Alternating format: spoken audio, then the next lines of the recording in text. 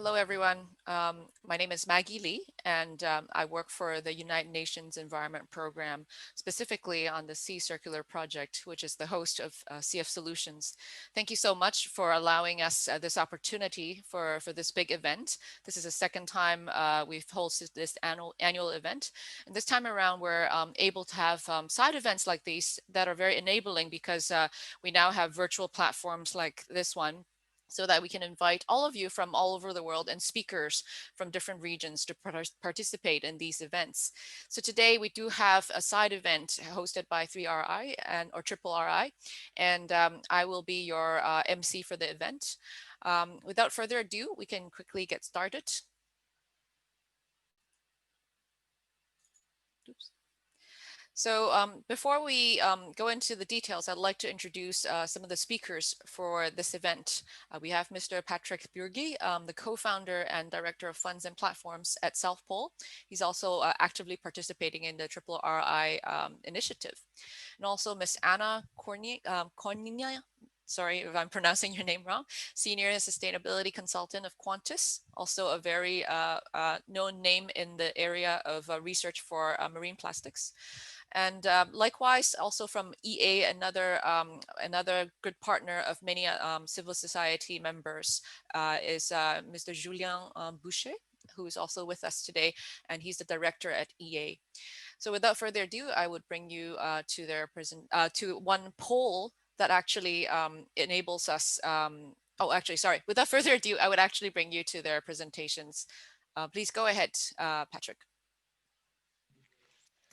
Great. So I think I have to share my screen. Let me see whether it works. So thanks a lot for taking us through the session. Meg, it's a pleasure to be here. Just 1 second while I get my slides up. I hope everyone can see the screen. So not hearing any comments, so I assume everything is all right. So the session today is hosted by the Triple R initiative, which I'll introduce to you in a second. And as we said in the title, we want to explore how the Triple R initiative, which is all about corporate stewardship and creating incentives for plastic collection and recycling, can incentivize actions in developing countries and also provide opportunities for the informal sector and also help in the transition from the informal sector to more formalized and better paying jobs in the waste management sector.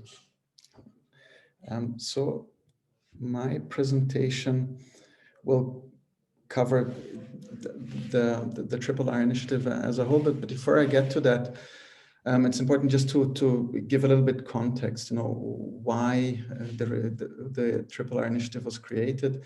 And as you all know, in recent years, given the evidence that we are seeing in terms of plastic pollution, increasing pressure by civil society organizations, also growing scientific evidence about the problem, there are more and more initiatives coming up across the private and the public sector.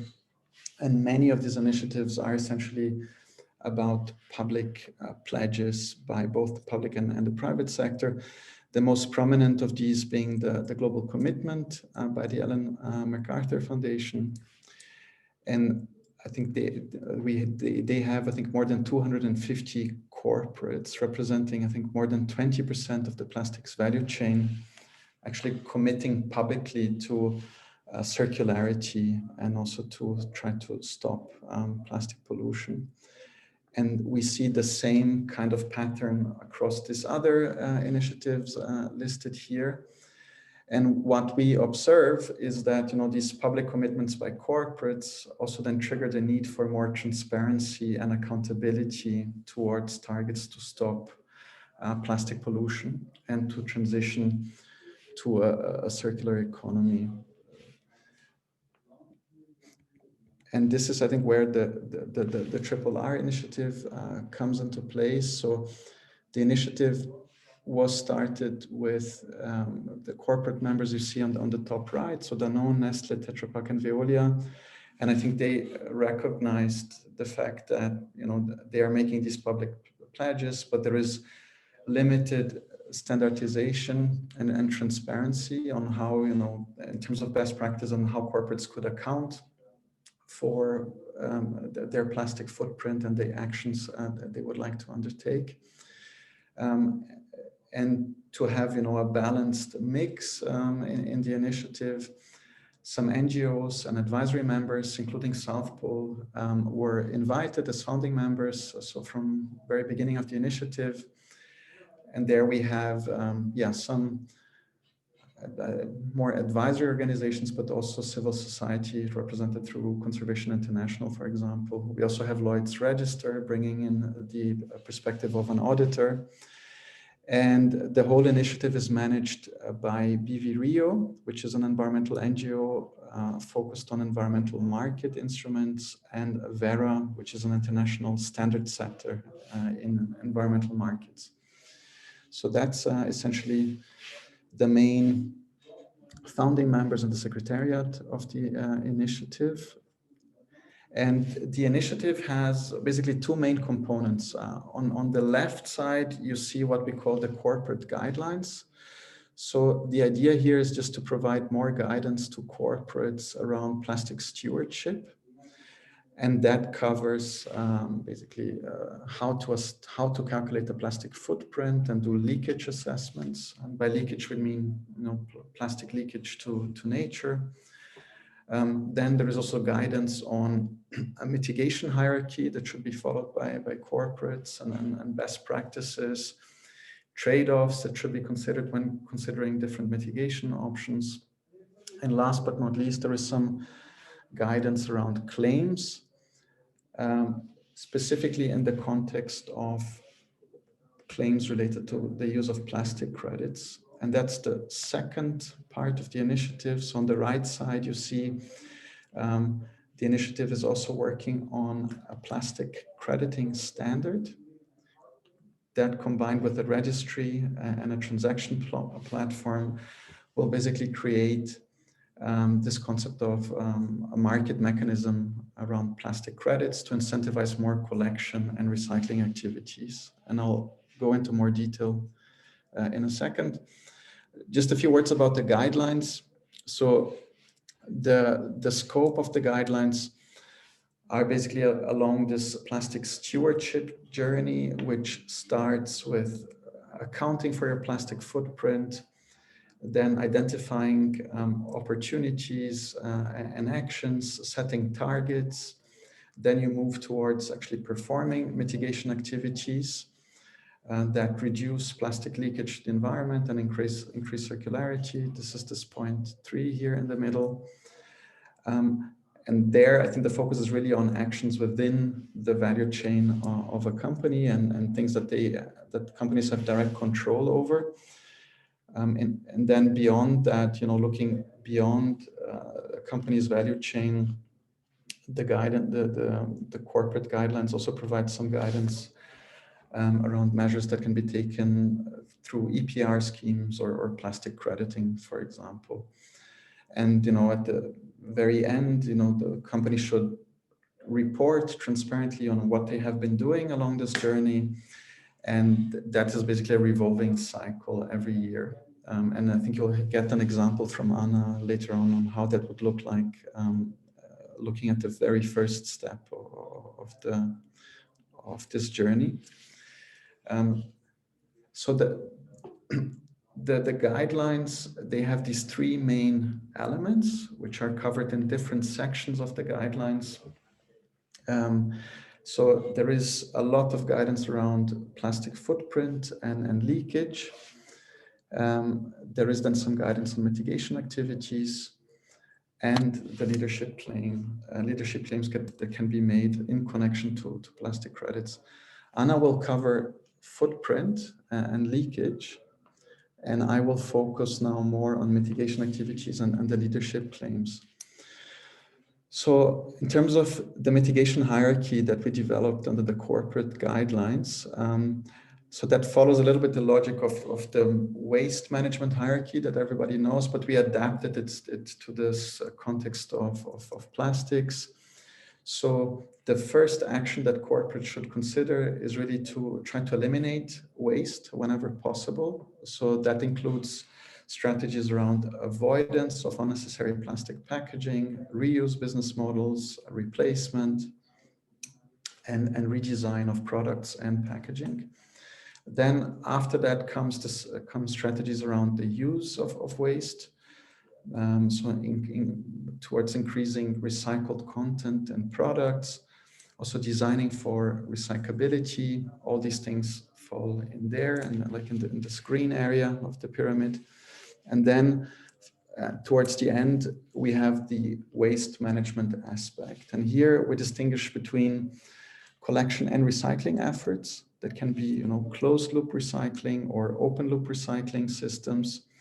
And then we have just collection, right? Which is, I think, often a starting point where, a lot of the leakage we see to the environment is simply because collection is not happening.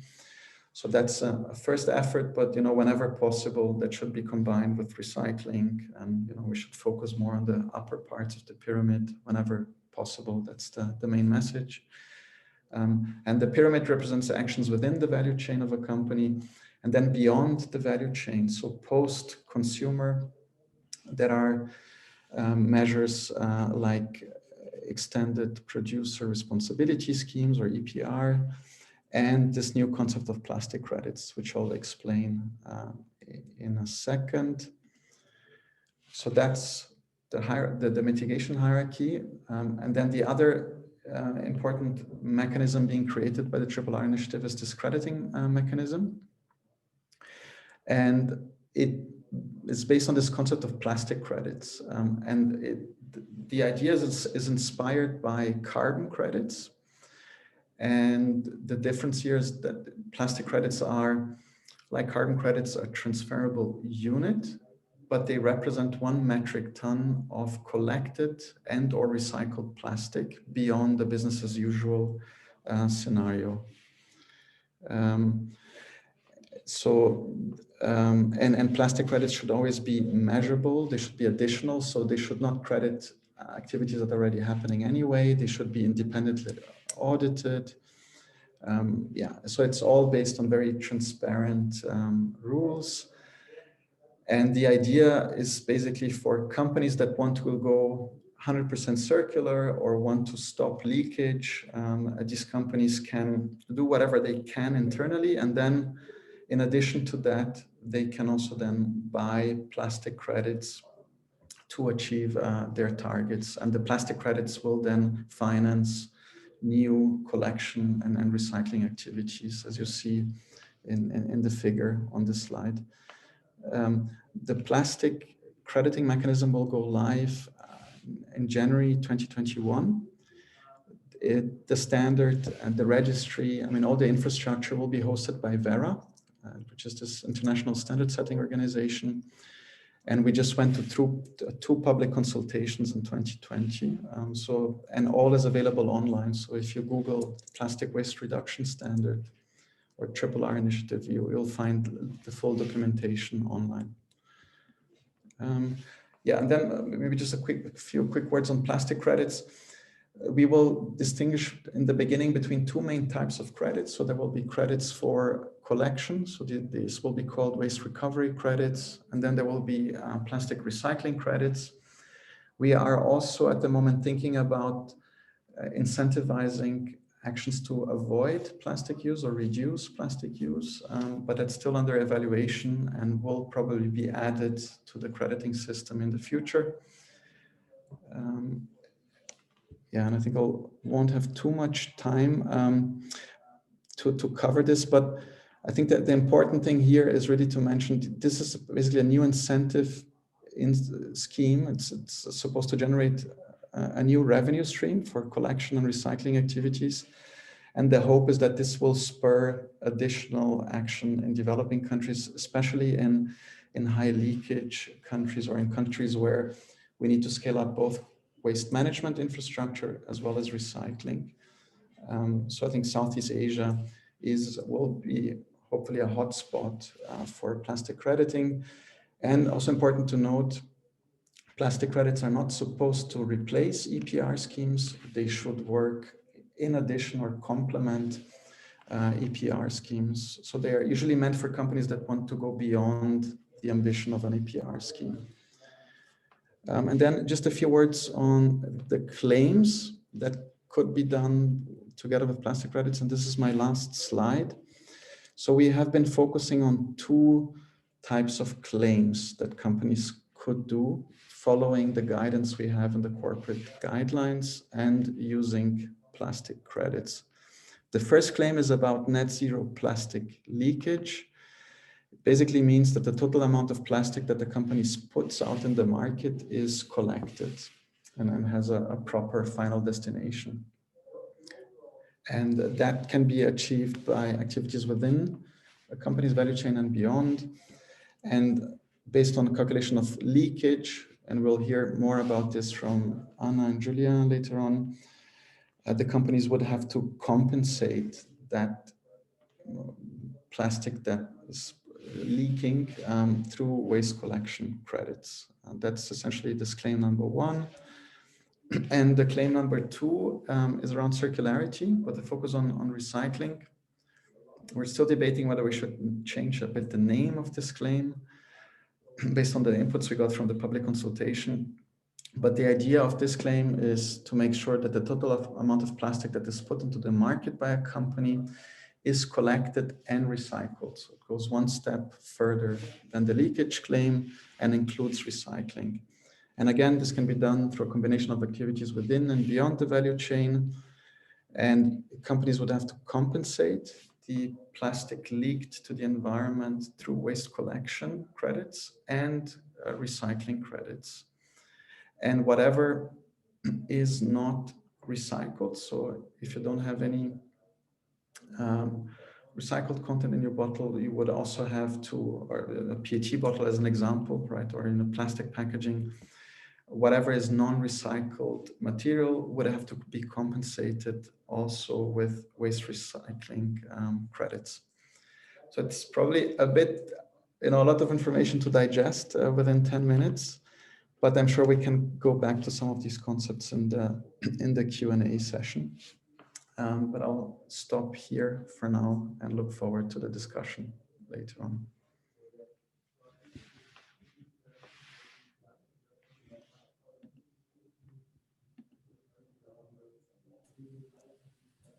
Thank you very much, Patrick. And now may we have Anna. Hello, everyone.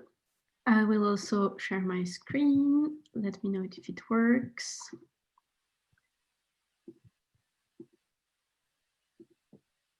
It's loading. Yes, it works. Thank you. Okay. Okay, perfect. Great. So thanks a lot, Patrick, for this introduction to the 3R initiative. I would like to present you today how to focus on the first part of this stewardship journey that you presented, namely how to account for credible plastic metrics. So I'm very glad to be here and share some of our experience in plastic leakage assessment. So I'll present you today what we did mainly at the corporate level for the Ara Foods case study. Just a reminder first of this plastic stewardship journey presented by Patrick. So I would like to really focus on the first part of this journey. How do we account for plastic leakage? How do we calculate credible plastic metrics? So we really believe that you can't manage what you cannot measure. And this is why this is a necessary first step before establishing a targeted action plan. First of all, just a few words about the methodology we used for this case study. We used the Plastic Leak Project guidelines that allow to map, measure, and forecast plastic leakage along the value chain. In a bit more detail, it allows to identify the main sources and pathways of plastic leakage. So how much leaks into the environment in terms of kilograms or tons of plastics and where it ends up. Namely in which environmental compartment, whether it ends up into the waterways, the ocean, the soils, or the air. And then it also allows to hotspot the source of plastic leakage. So for instance, it allows to identify whether most of the leakage comes from the macroplastics that are mismanaged at the end of life, for instance, plastic packaging, or if it comes from other sources, such as microplastics from tire abrasion during transport or microfiber emissions during textile wash, or from plastic production themselves. So if you want to dig a bit more into this methodology, you're welcome to download the plastic leak project guidelines that are mentioned here. So what does it mean for companies? It means that after performing this kind of assessment, we're able to answer these questions. For instance, what is the total leakage along my value chain? Where does it occur during the value chain? In which geography it occurs? It's also possible to dig a bit deeper and to answer which market and which product or polymer are responsible for this leakage, as well as how much plastics would be remaining after a certain time. So we can now uncover the Ara Foods case study. Just a few words about Ara Foods. So Ara Foods is a multinational cooperative, and it's the largest producer of dairy products in Scandinavia, and they distribute products all around the world. And here are some key results, key global results that we obtained in this case study. First, on the left-hand side, you can see the inventory, the data that was provided to us by Ara Foods. We can see that they use a bit less than 100,000 tons per year of macroplastics, and this includes mainly their packagings, but also the plastics that are used on their farms. And we also assessed the leakage that is related to tire abrasion during transport. This is why we also collected road transport data that was estimated at 1,355 million ton-kilometers. And here on the right-hand side, you can see the key leakage results that are split between the leakage into the ocean that we estimated as 882 tons per year, and the leakage into other environmental compartments, 2,877 tons per year. So this ends up as a plastic leakage intensity of 4%, which corresponds to the sum of the leakage in all compartments on the total amount of macroplastic that is used, just to have an idea of how much of the initial plastic that is used ultimately ends up in the environment. To better understand these results, we then need to know during which stage of the value chain this leakage mainly occurs. And this is the different stages that we assessed, from packaging production, which corresponds to the plastic pellets spills, accidental spills during production and transports. Then we estimated plastic leakage from the farms and production sites. Then at the product end of life, so mainly related to mismanaged packaging, and then microplastics that are leaked from tire abrasion during transport. So here the trend is very clear. So most of the leakage is related to the product end of life. We have here 3,690 tons per year that leak related to mismanaged packaging. The next question to better understand these results is in which geography does this leakage occur? And we can see here that we have some clear hotspots. For instance, in Nigeria, we have 695 tons per year. Then in China, 659 tons per year. And in Bangladesh, 354 tons per year. So this is very helpful to be able to understand what are the geographical hotspots for the leakage. And here it's important to note that these numbers are driven by two key parameters. On one hand, we have the distribution volumes in each of these countries. And on the other hand, we have the plastic leakage intensity in all of these countries. So then the results are driven by one or the other of these two parameters. This is why, for instance, United Kingdom and Germany are still key hotspots, although the plastic leakage intensity in those countries are lower, but the distribution volumes are high. So So here we can have a better insight into the plastic leakage intensity, and we can see that, for instance, in Nigeria and in Bangladesh, the plastic leakage intensity is rather high, and this is what drives the fact that these are main hotspots. And then we can also understand which products are contributing to the leakage.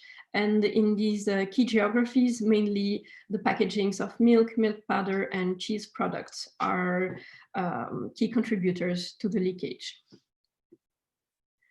So based on these results, Arla was able to focus their effort to eliminate plastic pollution. And here are some key takeaway actions that that they're working on right now. So yeah, there's an important internal engagement work to communicate on these results. They are working on the recyclability of their packaging, so focusing on some design aspects, and then establishing also projects in the key countries identified as hotspots. So for example, working to reduce plastic littering in Nigeria and Bangladesh, as well as setting up recycling projects in those core markets that we identified. So yeah, I'm reaching the end of the presentation. Thanks a lot, and I'd be happy to discuss your questions during the Q&A session. Thank you very much, Anna. And now I pass the time over to Julien.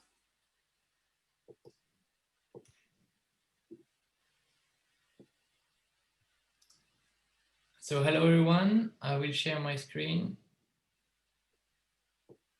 now. So I guess you should be able to see it now.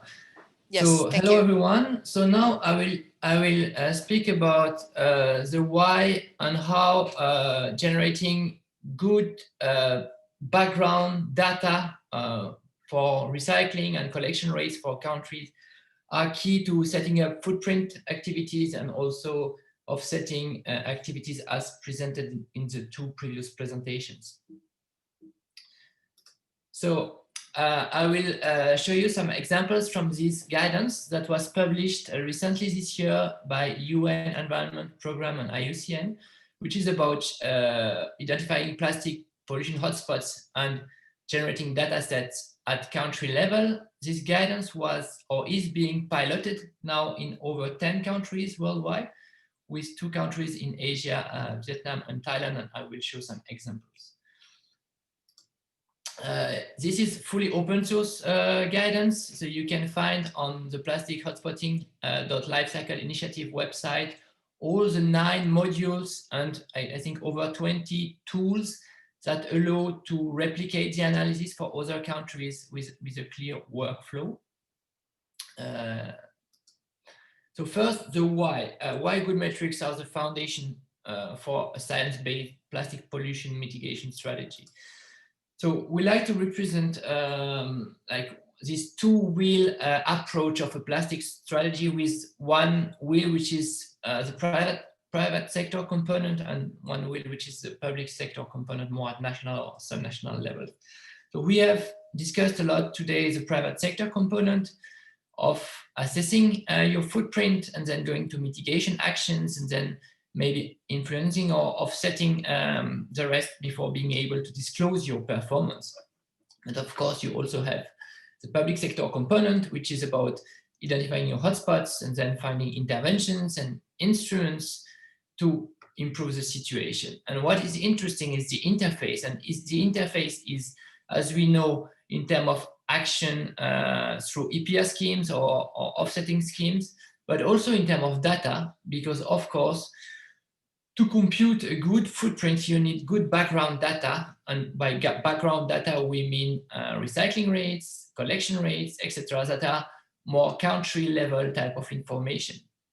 And so what we have seen now is that we know how to compute a plastic footprint with a plastic leak project. And we now have this new standard coming for performing claim and offsetting, which is the logical next step. And what I will speak about is this part of the framework which is generating the data, which are key to make the rest work fine. So how we did that in the UNEP IUCN guidance. So in a way, what we often speak about data collection, but data collection will not solve it all, because what we are trying to do is in a way to resolve a 4D or even more dimensions puzzle with many informations that are like at polymer level, at industry sector level, at application level, at regional level in terms of collection, recycling rates, leakage rates, etc. So you need to reconcile a lot of information, and to do so, we have split in a way the problem in different dimensions. For example, 3 of them are the polymer information, the industry sector information, and the application information, with different types of information flowing from one of these dimensions to the other. For example, of course, the littering rates are specific to applications. The stock of plastic forming is specific to an industry sector, like the construction sector is a sector with more stock than, for example, the packaging. The input of import, export are more related to polymer, etc. And all this information from different sources needs to be reconciled in a model in order to show a coherent picture. So this is true for the plastic flows. This is also true for the waste management metrics in terms of collection rates, recycling rates, management type of information that needs to be collected, but you cannot collect it all. So you need to define archetypes and reconstitute the information for the whole country to get a coherent picture. And this is all what is part of this guidance. So what you get, these are examples for Thailand. You get a material flow for your country, which is fully reconciled with the input component of how much you produce locally, how much you import in terms of primary plastic or plastic embedded into goods, products, manufactured goods, how much you import in terms of waste, for example, and then the output being what you export, the change in stock, and the rest is this waste that you want to manage with different types of management or mismanagement, ultimately leading to some leakage if it's mismanaged. But this is at global level. What becomes really interesting is to have this information in a more granular way by having this polymer view, because the situation is very different for different polymer, as well as at application view or industry sector view. This is also what you can get. So here you can see, for example, the approach for polymers with the leakage information, but of course you also get the collection and recycling rate information to do that. Just a quick focus on the recycling and the informal sector contribution, because this is one of the topics of today, sorry. You can see here, this is for Vietnam, the flow of plastic being recycled in the country, accounting for imports, export, and the contribution of the informal sector. So you can see that depending on whether you account for it or not, you have a total recycling rate of 15%, but 6% is indeed the contribution of the informal sector to the total recycling. The rest, so the 13% being mainly formal recycling of the imported waste, so not the domestic waste. So getting this full picture and including the informal sector is key to get a good view of what's happening in your country and the domestic plastic waste. So at the end, and this is almost the last slide of my presentation, what you get is this type of data repository. It's a very simple table. You have it here for polymer, but of course you also have it for applications or sectors with collection rates, recycling rates, leakage rates, all the key metrics that you need to build your footprint calculation and ensure that if you take action, what you do will be additional and can be credited in any type of offsetting and claim mechanism. So this is what we have. And as we are moving forward with more countries generating this type of information with this methodology, we are starting to prepare a data platform where all this information can be available more easily for the users. And this hopefully will be published next year. So watch this space, and happy to receive any questions. Thank you so much, Julien. I especially appreciate the fact that all three presentations are very much stringing together a lot of the concepts that are now visited by the SIA Solutions event. So we do see the informal sector here playing a role, and also the corporations in the private sector, as well as the public sector, actually delivering on quite a lot of these expectations in terms of how to actually eliminate marine litter. So with the next bit, as mentioned earlier, that there will be a poll, and just so that we involve the audience, because you're very important in this. As we put together these frameworks and these guidelines for the purpose of eradicating marine litter, it is also important to know what you think about this. So if you may join me, and actually as the slide goes, please go to menti.com. You can use your phone, your tablet, or your computer. And on Mentimeter, so menti.com, you'll see a place where you can enter a code, which is 3964298. So please go to menti.com and enter this code.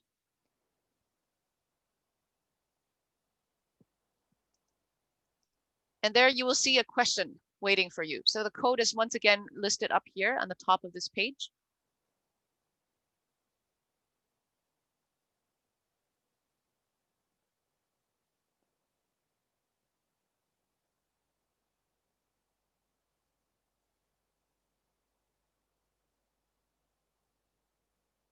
Please let me know if anyone is having trouble accessing this.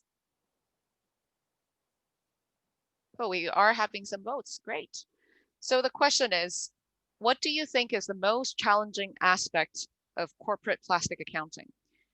We have about 30 more seconds for your inputs. There are multiple choices available: ensuring accurate claims, accessing data, getting internal buy-in to fund the process, and having technical expertise. There's also one more choice available for none of the above. If you think something else is the most challenging aspect of corporate plastic accounting, please select that one. And we'd love to know more about what you think is the most challenging aspect. You can leverage the Zoom chat box to enter any of the comments if you feel that none of these are the most challenging aspects. So we have our votes in, and I don't see anyone actually voting for ensuring accurate claims. So that's a lot of faith in the system, because that actually means that the auditing would be internal, and that plastic accounting itself would be a good way to ensure that these claims are already accurate. We have the most votes for accessing data. So data could actually be multiple things. It could actually be the production of plastics in general, or it could also be the reflection of the reality of plastic recycling. Maggie, I'm so sorry to interrupt, but I think we are still on the slide where you're showing how to enter Menti, so we can't see the results at the moment. See. I see. So I will sorry to stop interrupt. sharing and reshare. Is that better? There we go. Yes, that's correct. Thanks for letting me know. Yes, so that so now 8 votes for accessing data. 3 coming up second is having technical expertise at number 3, and that's with 3 votes, sorry. And then the last one is actually getting internal buy-in to fund the process. And so we do have quite a lot of confidence. Oh, actually, I stand corrected. One more person has voted for ensuring accurate claims. These are some of the questions that, or some of the choices that have been posed by the organizers. We would love to know more about what you think in the chat box. And next, I will actually probably need to stop sharing and reshare again, just to make sure that I have the slides. So next up,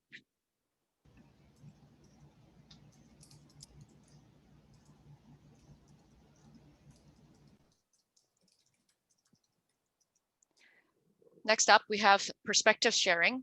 Coming from Danone Aqua is Mr. Alex Cranwinkle. We will have him, he is actually the circular packaging advisor at Danone. And after him would be Miss Emily Davenport, who's actually serving as the regional support at River Recycle. And so without further ado, Alex.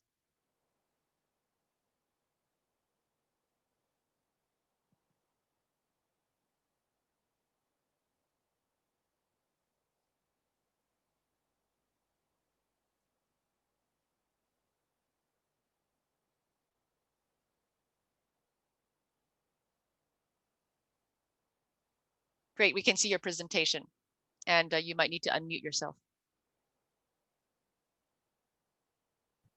Okay, sorry. So yeah, I was just sharing my presentation. So hi everybody, my name is Alexander Kramwinkel. I'm working for Danone now for 4 years in the circular economy team, so as part of the plastic cycle. And today I'm circular packaging advisor for Danone in Indonesia. And I'd like to share with you today a bit the corporate perspective. So we do actually look at our packaging footprint already. Each year we look at what kind of packaging do we put on the market, how much of it, where is it sold, and what is kind of the distribution of this. So we're a big company, so we put around 1.7 million tons of packaging on the market each year, and around 50% of this is plastic and 40% is paper-based. So these are the main two categories of packaging we put on the market. With others being like glass and aluminium, etc. And today we already see that around 40% of the input from this comes from recycled content. So especially driven by paper and PET, but we already manage quite high recycled content rates. And then we also look at the what type of packaging we actually have. In the delivery model, so we have about a third in reusable packaging. So this is mostly gallons. So these are water gallons that we put on the market that are reused and for like up to 40 cycles. And 2/3 of what we put on the market is single use. So these are consumed and then yeah, there's no use for it anymore. So what we see is that around currently with the, we already discussed that the data is not very readily available, but we see that around 50% of what we put on the market is recycled today. This is not an ideal situation. We have a lot of work to do. So our target and our ambition is to implement to realize a circular economy for our packaging. And our ambition is basically formed around 3 pillars. The first is to make sure that our packaging is designed in the right way, so that we have the packaging 100% reusable or recyclable or compostable by 2025. And then we also have the second pillar where we actually look at, is this packaging then actually recycled, reused, or composted in practice? So this is where we really support the collection and recycling in the markets where we operate. And the third target, our pillar, is around the preservation of natural resources. So we really see a big role for integrating recycled content into our packaging. So we have a target of 50% recycled plastics, and we have a target of 50% recycled materials by 2025. So this is also making sure that we close the loop on our packaging, and that the packaging we put on the market does not become waste. So I think for today, the one pillar I'd like to focus on is the second. So this is in line with what was the type of interventions that you can look at for the RRI initiative. And we do a lot of different types of interventions. So the first is to finance and co-build the national collection schemes. So these are more often like together with regulation, or where regulation is not in place, where we support this. So you can think about the EPR legislations and the companies that are supporting this by financing. So CTO in France, Ecoembas in Spain, but we also recently launched one in Indonesia that is interesting to talk about. And then we also, like the first one is more together with the whole industry, but we also invest ourselves into projects. So this is through the Danone ecosystem project. We've invested about 11 million and recovered about 50,000 tons of recyclables each year. And we look at also other vehicles like financial vehicles to invest into infrastructure in Southeast Asia. So for example, with Circulate Capital. And then lastly, there's more also some collective action at the global scale. So together with the Ellen MacArthur Foundation to advocate for clarity around transparency, and also with the Consumer Goods Forum. So this is our global strategy, but we also implemented with ambitious targets by our brands in the country. So one example is that Aqua has pledged to recover more plastic than we put on the market by 2025. So this is quite an ambitious target, where a big pillar for this is to invest into collection. A second part of this is also around education, so making sure that we reach the population of Indonesia and inform them about what they can do to support recycling. And lastly, also to innovate our packaging to make them fully circular. So these are the three pillars that we have, for example, in Indonesia. And we've already achieved quite a lot. So I think on collection side, there are many different types of interventions. So one is to investigate how we can collect plastic from rivers. So actually when it's already, you can argue it's already too late to recover it, but to make sure that at least it does not end up into the ocean. And we've had a research partnership with the Ocean Cleanup for the past 3 years, which is finalized now. And then we also have investments that we do into collection infrastructure, sorting infrastructure, to improve the capacity and to improve the amount of packaging that is collected. So some is really specific for PET, which is the main packaging type we put on the market in Indonesia. So we have recycling business units that aggregate PET bottles and send them for recycling, and we've co-built these centers, and they collect around, well, pre-COVID around 12,000 tons per year, so quite significant. But we also invested to collection infrastructure that collects all types of packaging, so that ensures that there's more access to for households to bring their packaging to a collection center, which is then sorted, and all the recyclables will be recycled.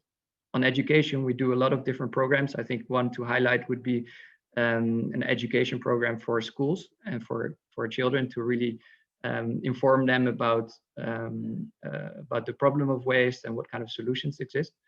So this is really turning into a national program to increase the level of awareness. And lastly, on innovation, we have bottles on the market with 100% rPET, and we've worked together with Veolia to build a new plant of PET recycling that we can turn back into bottles, which is around 25,000 tons per year. So that's a big increase in capacity. So this is what we do alone, but we also have a collective approach. So we launched a voluntary PRO system. So this is a packaging recovery organization, which is where companies come together to finance the increased collection and sorting in the country. Today it's a voluntary system, but it's part of kind of the EPR, extended producer responsibility legislation, and it's kind of how we want to partner together with the government to reach the government ambitions. And this is together with Indofood, Unilever, Coca-Cola, Nestle, and Tetra Pak. And we'll focus on 4 pillars. So the first is to incentivize the collection for recycling. So we provide additional, like a market incentive to ensure that we increase the amount that is being collected. So, for example, if the transportation cost is too high to bring it from one place to the other, we can provide an incentive to cover that cost and to support the recyclers in unlocking new places for collection. Secondly, we also look at formal collection and sorting capacity. So this is like small MRFs or like formal household collection that takes place. The third topic is really to ensure social inclusion with fair wages. So especially in Indonesia, it's the current recycling system relies heavily on the pemulung, which are waste pickers. And we want to use this iPro to formalize them, to support them, and to make sure that all the activities that we undertake have reach a minimum social standards that we as industry would like to set. And lastly, we use the iPro to engage and educate consumers to make sure that we have the participation that we need to make these capacity and infrastructure improvements a success. So there are many challenges to manage. I think I listed a couple here that I think also the RRI initiative can really help on. So for us, it's always a challenge to communicate the net impact of all the different types of interventions that we do, right? So really to have a set accounting methodology to see what is our impact, how are we reducing it with all these different types of initiatives that we have. So the recyclability, the reduction of plastic, recycled content, etc. Second is really a big challenge around the implementation of traceability in the supply chain. So really, how do we track these additional investments or the investments that we do to ensure that they have additionality and social inclusion? So it's really important that we start to track, that we have the data, that we can set a common baseline that we as industry and the government can agree.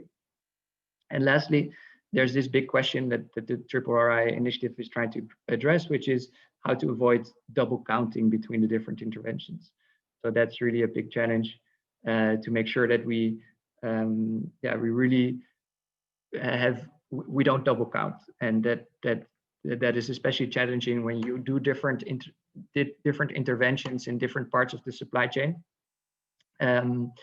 It's definitely something that we need to really find a methodology that fits, and at the same time that also really incentivizes companies to do the right thing and to work on the right topics for their circular economy strategy.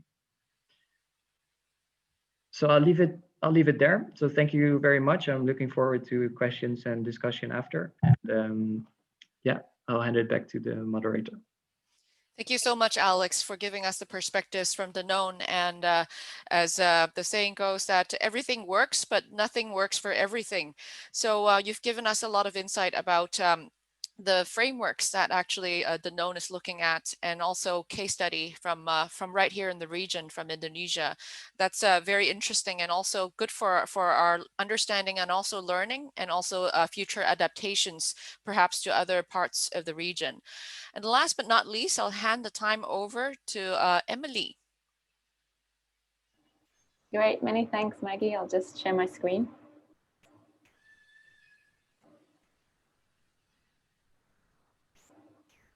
Okay, is that working for you all? Yes, perfect.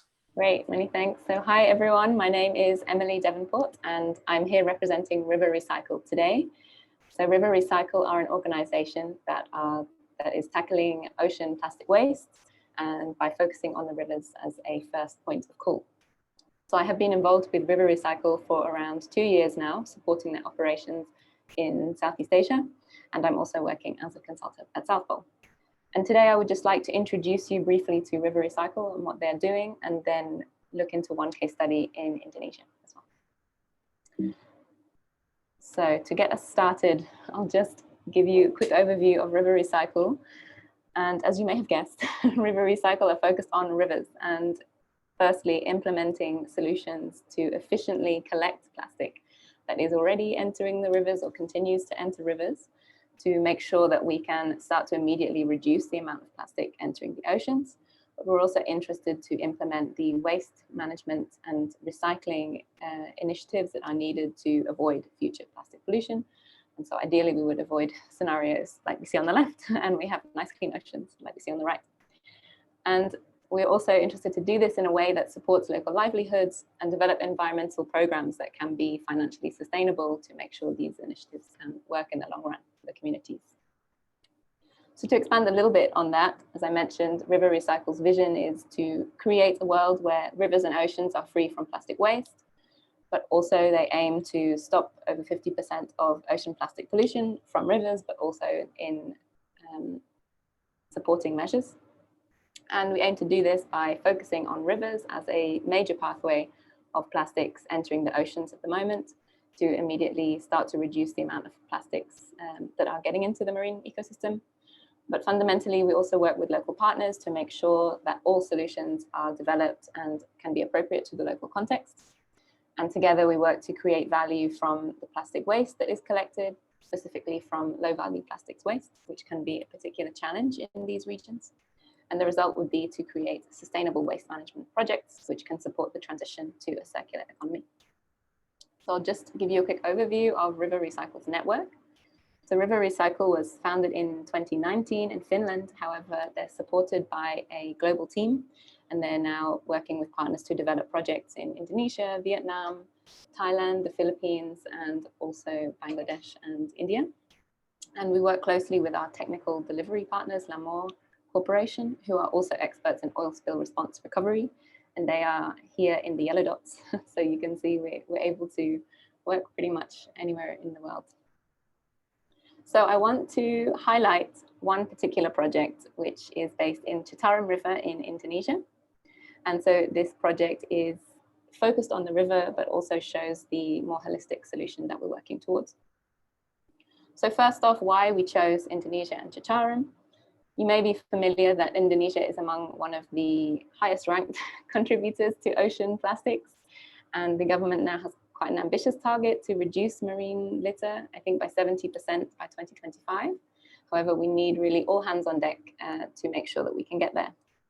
And Citarum River then has made a name for itself really. It's the biggest river in the West Java province, but it also provides fundamental ecosystem services to the communities that live along this river system, including providing a water source, flood protection, but also supporting fisheries and farming. However, in recent years, there's been an increasing amount of mismanaged waste, which is creating more problems in terms of additional flooding, but also water contamination and waste accumulation, both in the river system and in the oceans. This is largely as a result of insufficient finance to really roll out collection and recycling programs to improve waste management across the Citarum River system. And so this is where we are trying to come in. And it's estimated that at the moment, around 2,000 tons of plastic flow through the river each day into the Java Sea. So a bit more about the project that we're developing there. First off, I will introduce you the local partners. So we're working there with Greeneration Foundation, who are an NGO who implement basically waste plastic education programs and community engagement programs around responsible production and consumption. And we're also working with Waste for Change, who are a social enterprise that are providing waste management services with the goal of achieving zero waste to landfill in Indonesia. And in this project, we're also working with Deltares Research Institute, as it will include monitoring and analysis of river waste data. So I will introduce a bit about this project now.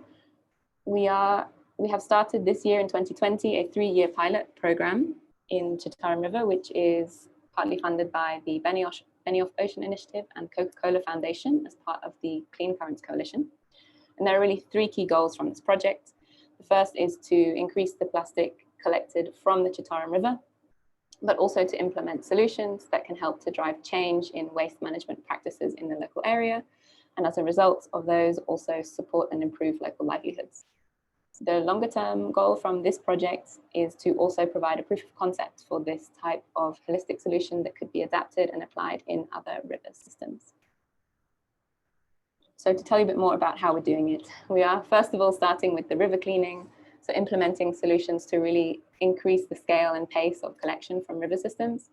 However, we see that the solution does not stop there because while it's a significant action to reduce the plastic that's entering the oceans, we still need to address the supply chain issues and really think about how it's ending up in the rivers. So our project will also implement the waste management practices and really try to build capacity in terms of sorting waste for recycling and composting, but also providing additional waste processing mechanisms for particularly low value plastic waste, which can be very challenging to recycle. And because of its low value on the market, often it's not collected for recycling. And so it tends to be among the type of waste that is found most in the environment. This could be like flexible packaging, for example, or multi-layered materials. And so we are looking to develop solutions, one of which would be chemical recycling. And the intention is to both increase the recovery rate of the use of these materials for the economy, but also to reduce the amount of plastic waste that goes to landfill from this project. And as part of that, increase the incentives for waste collection of diverse types of plastics, and really try to channel those benefits back to the local actors who are already working in plastic collection in the communities. So the intention is that we would transition from river cleaning project to actually having a more functioning land-based collection and segregation system. And two pillars underpinning this project would be the data collection and research, as well as the community engagement, to make sure that this project can be sustained in the long run and also works for the local communities around the area. So this is a little bit what we're doing in Chitaram. However, I just want to finish with one slide, which is, oh, here we go. Just to touch briefly on how we see the role of plastic credits working in this context. And essentially, we see that there's still a big challenge in terms of securing enough finance to get collection and recycling projects off the ground, but also to sustain them in the long run.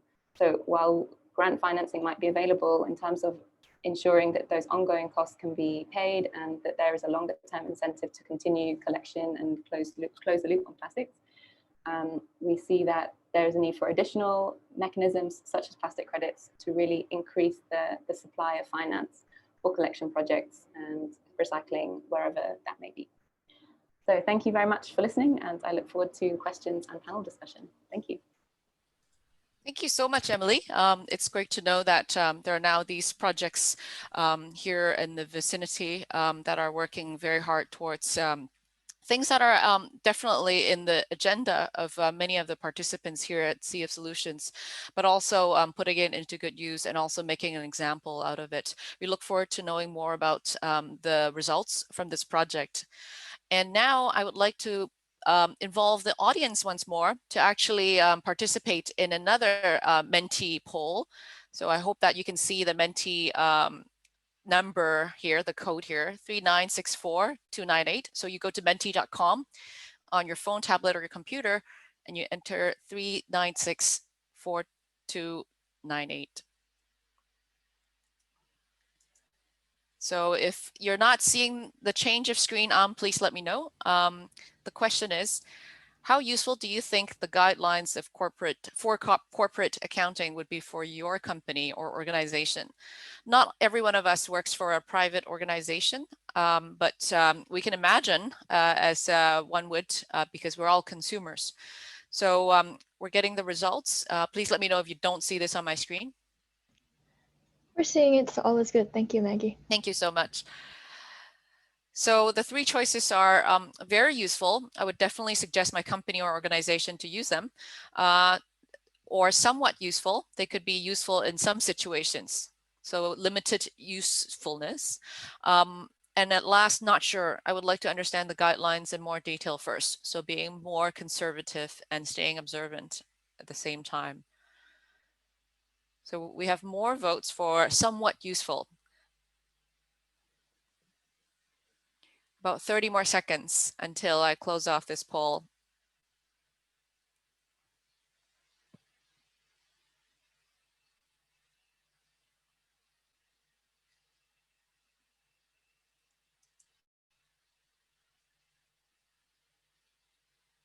Okay.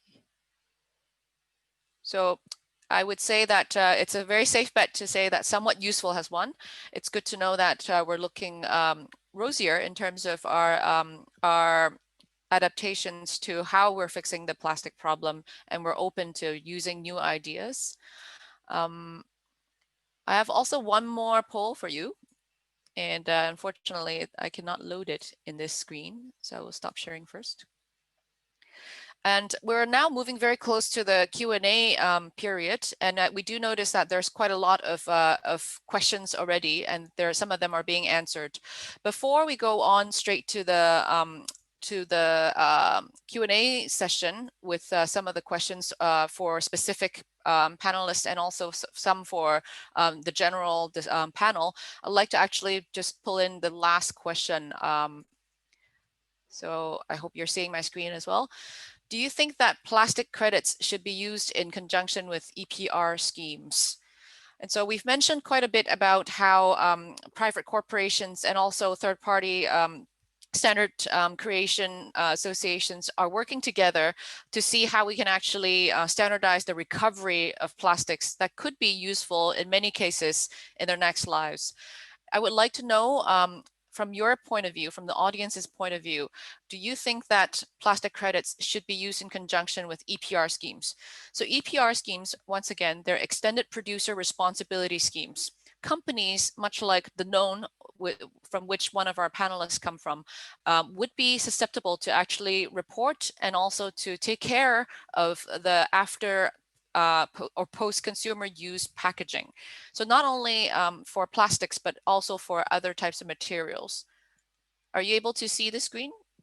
Yes, we're able to see the okay, screen. That's good. Yep. Good, good. Thank you. So we have polls rolling in right now, about also 30 more seconds until I close them off. So please cast your votes at menti.com. So the three choices are, yes, they will be complementary to one another. And yes, they would be complementary when EPR schemes are not legally required. This was also discussed in an earlier panel at CF Solutions when EPR schemes, whether or not they would actually work in some regions. And many successful cases already come from Europe. However, we are also under the harshness of reality, as one of our panelists earlier pointed out, that EPR schemes do take a very long time until they are fully implemented. And so we do have a few more votes on how they could be complementary when EPR schemes are not legally required. And as we know, most of the EPR schemes in the world are voluntary, and especially in the ones that are actually now looking at implementing EPR schemes. We have also pointed out earlier in the program, in the CF Solutions program, that Vietnam and Singapore are now actively looking at implementation stage of EPR schemes from Southeast Asia. Thank you very much for your participation, and I will now actually move the time towards the Q&A period. So we do have some questions for panelists, and I also see some questions that have been answered. First off, I'd like to turn the attention to Patrick, who have already talked about the Triple R initiative and also discussed quite a bit of how the plastic credit system would work. I would like to know, what is the role of the private sector investment in addressing this plastic challenge? You can actually shed some light on that, please. Sure. So yeah, I think that the private sector has a very large role to play, but it's not only the private sector. I think we'll always need action by the private and the public sector to get to the scale that we need, and also achieve let's say that the rate of change required towards a circular economy, so that they have to go both hand in hand. However, the thing that I like about the Triple R initiative is, as in my previous panel, there was an example mentioned from Chile where it took about a decade to get an EPR scheme implemented in a country. So it may take a lot of time until these private public sector or PPPs, public-private sector partnerships or regulation comes into place. And what we have now is, I think, many progressive companies like Danone willing to take action today. And that's, I think, a big opportunity to try to do early action. Also, through the Triple R initiative, which is a voluntary instrument, experiment with new concepts and try to tackle some of the tricky questions that were listed in Axel and Alex's presentation. And that, I think, would help also to inform policy in the future. So I think the private sector has a good role to play, being a front runner, not only part of the problem, but also a big part of the solution. Yeah, indeed.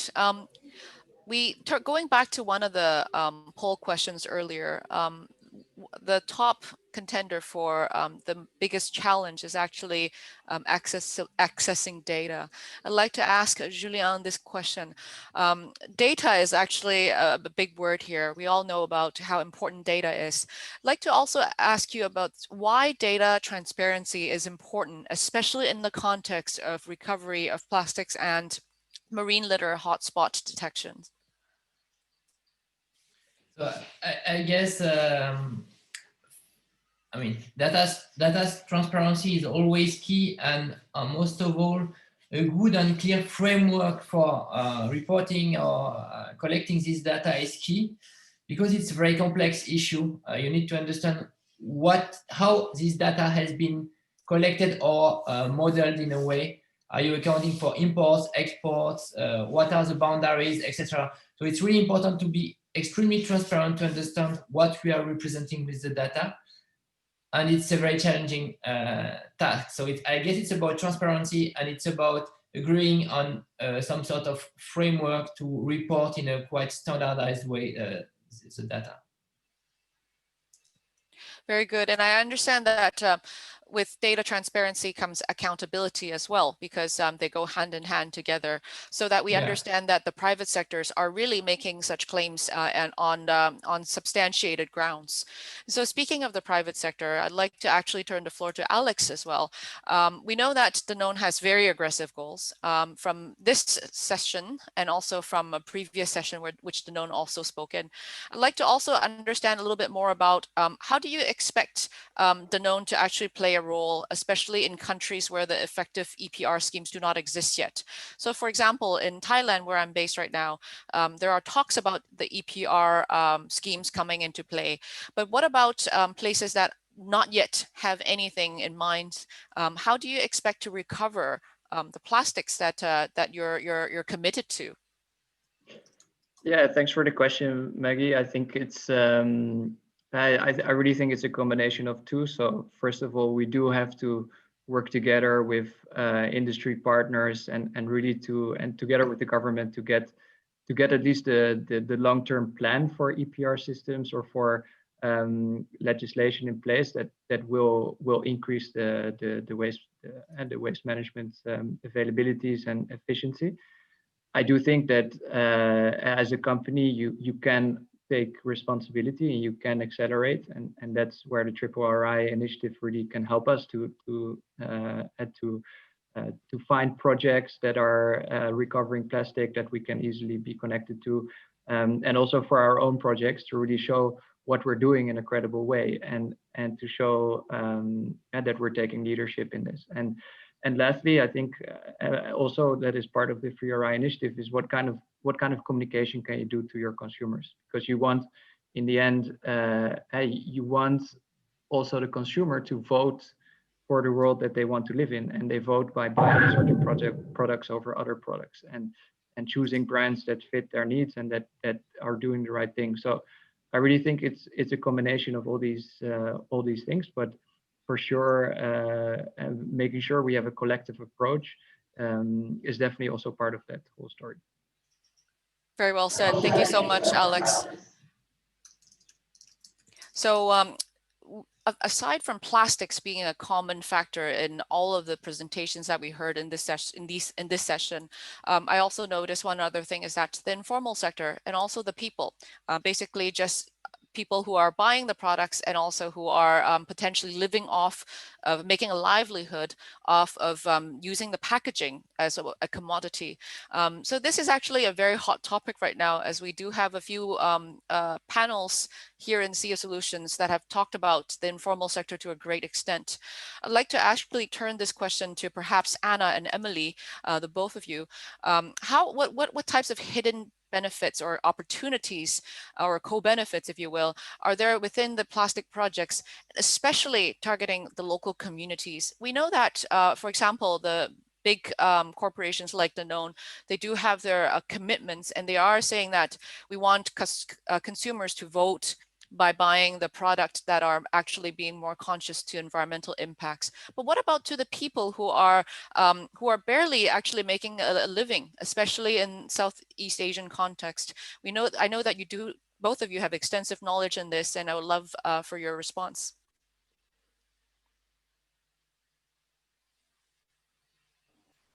Sure, happy to go first and then pass over to Anna. Yeah, so definitely, as I mentioned, that we try to make sure that our solutions work with the local communities and particularly waste pickers and collectors, who are currently really the backbone of collection and recycling in Indonesia, for example. And so really we see the opportunities to improve livelihoods through increasing the potential for wages. So if we can create more value from the plastic waste that is collected, we can also increase the wages that people are getting from these projects and then the daily income that they can get. But in many cases, it's also about improving the working conditions. So ensuring that they have the right equipment for the collection, sorting, or waste processing that they're involved in. And specifically with river collection, in a lot of cases, there is sort of informal collection occurring, either directly manually or using small boats. However, it can also be quite dangerous and really time consuming, and it's not really the best scenario for the local community. So there's really opportunities to help them to rapidly increase the amount of plastic that they're able to access, and then also increase the amount of income they're able to generate from that waste business and really transition to a more sustainable solution. Thank you, Emily. And Anna?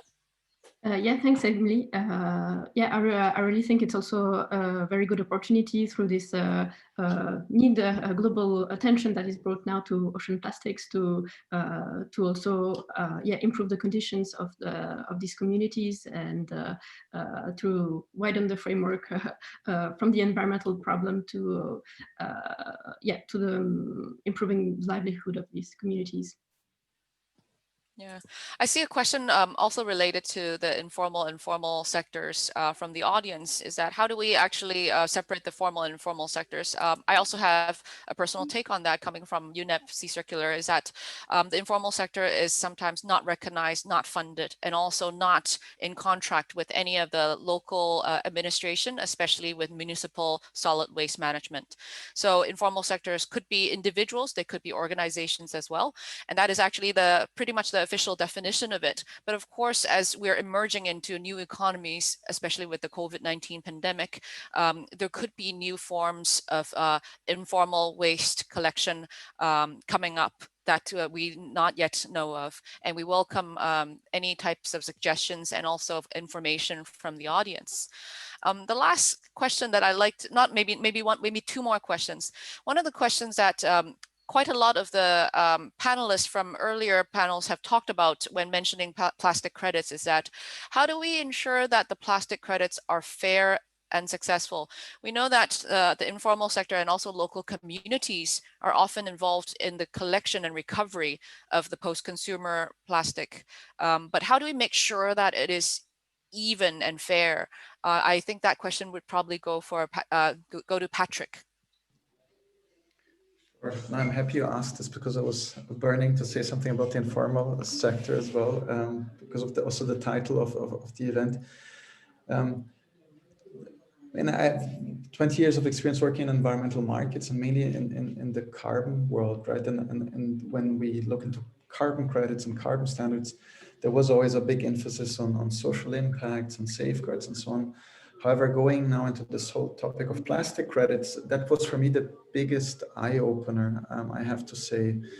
I was not aware that, you know, all the challenges that we have with informal sector, in the waste management sector in developing countries, you know, looking at working conditions, wages, things like child labor.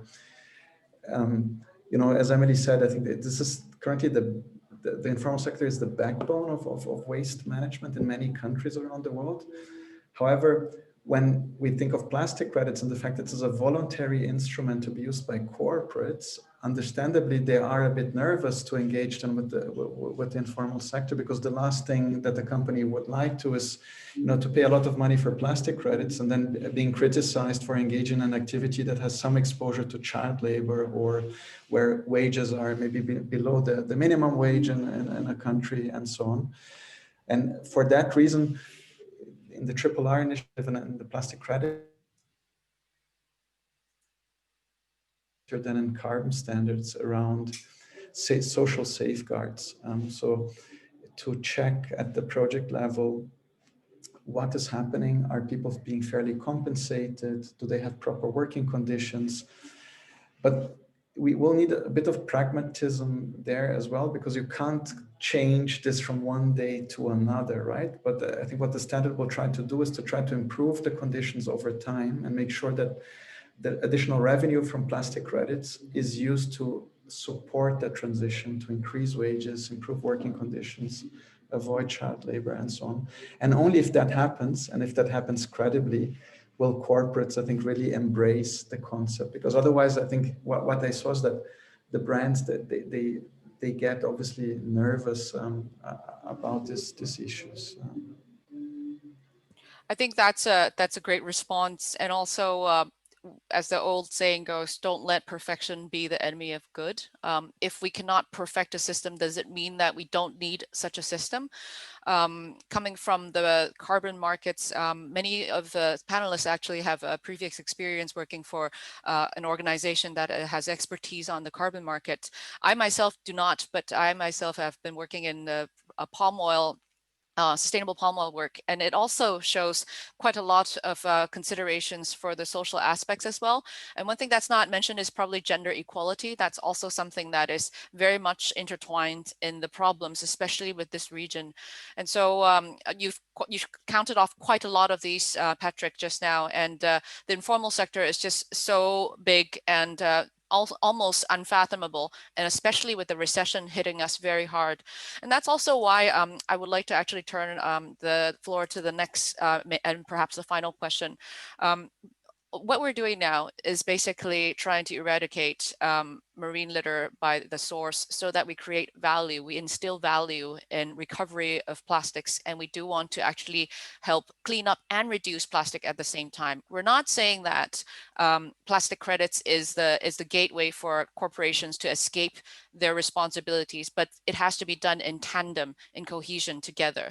How do we improve impact monitoring in that sense? Because if we know that corporations are willing to do this, now that we do have a representative saying that this is a viable way, how do we monitor impact? And this question goes to all 5 of our panelists. Please unmute and speak anytime you want. Okay, well, maybe I'll go first then.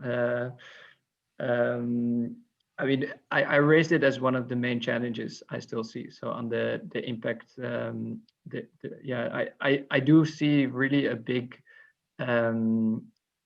role for digital solutions to play in this field. So I really think there is a strong data-driven and kind of digital solution around making sure that we have financial incentives that we can really track and trace where it ends up and for what we get in return.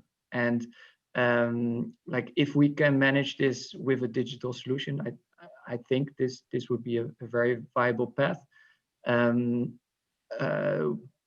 Just so that we can track and trace and monitor across the different steps. And it's not easy to implement. It's very difficult to implement. But for sure, we already see some successful pilots, and it's definitely also something where we see, for example, that even waste pickers have access to mobile phones and to credit systems.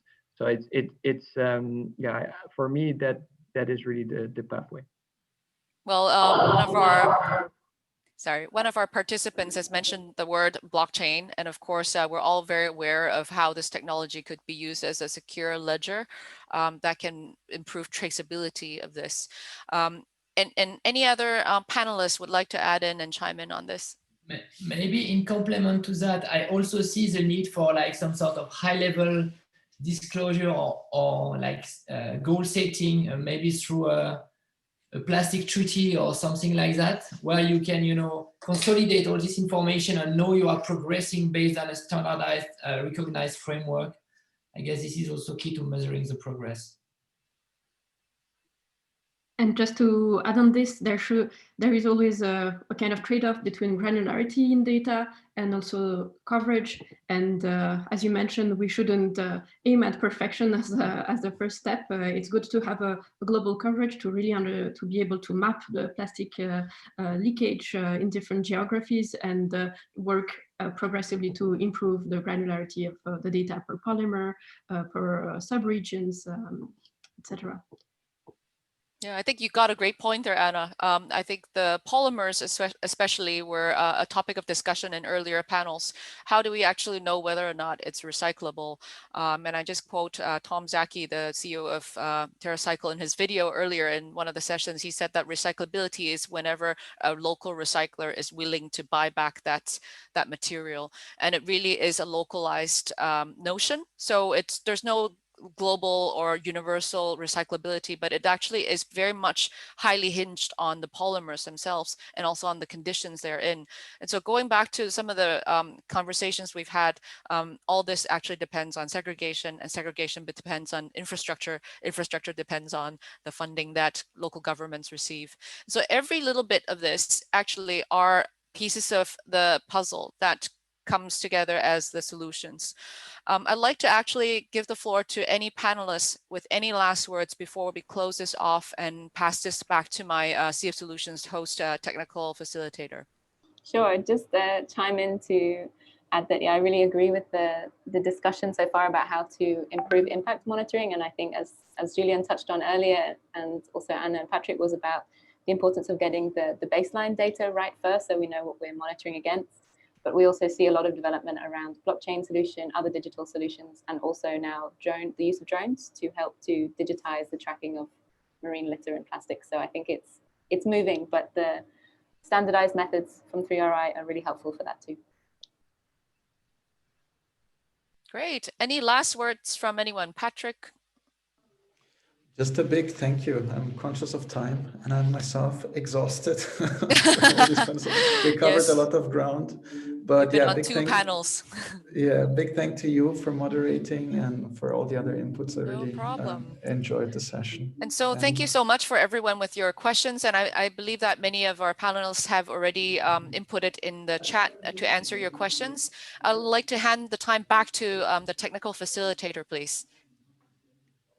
Thank you, Maggie. Thank you so much to all the panelists for an excellent panel, and Maggie for your excellent moderation as well. I know I myself have a lot to chew on, and I'm sure participants have plenty to think about and continue to ask questions about as well. Just wanted to thank everyone for attending CF Solutions 2020, as well as today's session. Please be reminded that you can find links to tomorrow's sessions in the Hoopla community, which I've just pasted a link to in the chat. There, you can also explore the exhibitions, chat and set up a meeting with other conference attendees, and pledge to create less plastic waste from the perspective of your work. Thank you so much, everyone, again, for your participation, and have a great rest of your day. Thank you, everyone. Please take care. Thanks a lot. Thank you very much. See you soon. Bye.